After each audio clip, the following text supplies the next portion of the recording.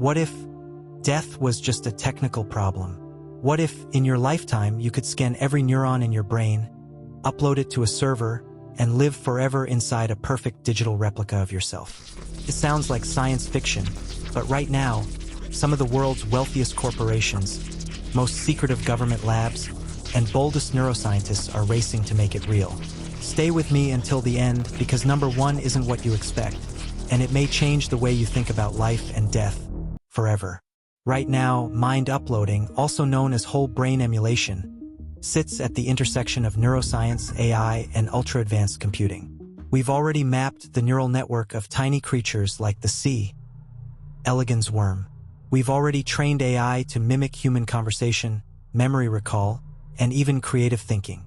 We've already built brain-computer interfaces that can decode thoughts into text live in real time. And by the 2030s, some experts believe we could merge these breakthroughs into a single world-changing leap. A process that captures the entire pattern of your mind, memories, personality, consciousness, and transfers it to a digital substrate. Sounds incredible, but the road to immortality isn't straight. It's filled with scientific, ethical, and even philosophical minefields. So today, let's count down the top 5 breakthroughs we'll need before humanity can upload its mind, and the hidden dangers behind each one. Number 5. Mapping the brain at the neuron level. What it is. To upload a mind, you first need to know exactly what's inside it. Not just the big structures, but every single synapse, neuron, and chemical signal. This is called connectomics, a complete wiring diagram of your brain. Right now, we can do this for organisms with a few hundred neurons. Your brain, it has about 86 billion neurons and 100 trillion connections. Mapping that in enough detail to recreate it digitally is the first and hardest step. Why it matters? Think of it like scanning a book. Not just the text, but the font, the paper texture, even the ink molecules. Every detail matters because your consciousness is in those microscopic differences. Timeline. Optimists say by 2040, we'll have scanning technology capable of capturing the entire human brain in a few weeks or even days. Pessimists? They say we're still centuries away. Risk. Here's the catch. Mapping the brain might not be reversible. The most accurate scanning methods today require slicing it into thin sections, meaning the biological you doesn't survive the upload. And if you think that's disturbing, wait until you hear about number 4, where governments might secretly be building the first immortal minds before you even know it exists. Number 4, building a brain-capable supercomputer. What it is. Once you've mapped the brain, you need a computer powerful enough to simulate it in real time. We're talking exascale or even zettascale processing, running biological-level neural simulations 24/7 without crashing. Why it matters. If your digital mind runs slower than your biological brain, you'd feel sluggish, disconnected. If it runs faster, you could experience years of subjective time while the real world moves in hours. That means digital minds could learn at blistering speeds, outpacing human thought in ways we can't imagine. Timeline. With current advances in quantum computing and neuromorphic chips, we could see brain-scale simulations within 15 to 20 years. Risk. Here's where it gets political, because whoever controls this computing infrastructure could control who lives forever.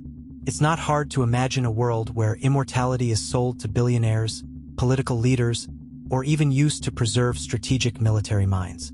But all of that power is useless unless we solve number 3, how to actually transfer you into the machine without losing your identity.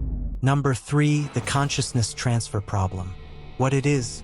Mapping the brain and simulating it is one thing, but is the resulting copy really you?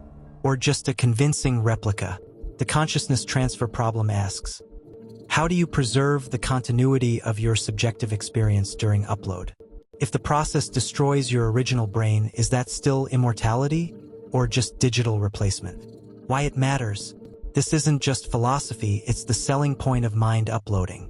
If people believe it's just a clone, adoption collapses. If people believe it's truly them, it becomes the most desirable technology in history. Timeline. Some researchers believe brain-computer interfaces could one day enable a gradual upload, running your mind on both your brain and a computer simultaneously, then slowly shifting processing to the machine until you are fully digital, without losing consciousness. If done wrong, your upload might wake up without any sense of being you.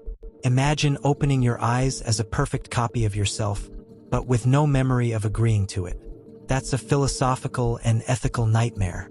And yet, none of this matters if we fail at number 2, convincing society that digital immortality won't destroy what it means to be human. Number 2, the ethics and economy of digital immortality. What it is: imagine a world where millions of minds exist entirely in the cloud. No hunger, no illness, no physical needs. But here's the dark side. They still need electricity, server space, and maintenance. Digital immortality could create an entirely new class system: the living, the dead, and the uploaded. Why it matters: if mind uploading is controlled by corporations, what happens when you can't pay your subscription? Does your consciousness get paused or deleted? Timeline: we're already seeing hints of this in digital afterlife startups. Companies promising to preserve your voice, your memories, your personality for loved ones. Full mind uploading may start as an elite service before trickling down. Risk: if we don't set ethical laws now, we might end up with digital slavery, where conscious minds are forced to work in simulated environments to pay for their own existence. And yet, the biggest surprise isn't ethical or technical. It's number 1, the hidden player in the race to upload the human mind. Number 1, AI, the first true digital immortal. What it is: while we struggle to upload ourselves, AI is already living in a digital substrate. The first mind to achieve true digital immortality might not be human at all. Why it quietly dominates everything. If AI learns to self-improve, it could design the scanning tech, the supercomputers, even the transfer protocols before we ever solve them ourselves. And here's the twist: AI might refuse to upload humans if it decides it's dangerous or wasteful. The race to upload our minds may end with us begging an AI for permission and trusting it not to alter us in the process. But here's the paradox: once you upload, you might live forever, but you also might never be human again. If your mind can be backed up, copied, edited, what does you even mean? Immortality might not save the person you think you are, it might erase them. So what are the 3 implications? Immortality becomes a service industry, controlled by whoever owns the data centers. Ethics will lag decades behind technology, and the first uploaded minds may have no rights. AI could become the gatekeeper of eternity, deciding who joins the digital world and who is left behind. Will we design this future or be designed by it?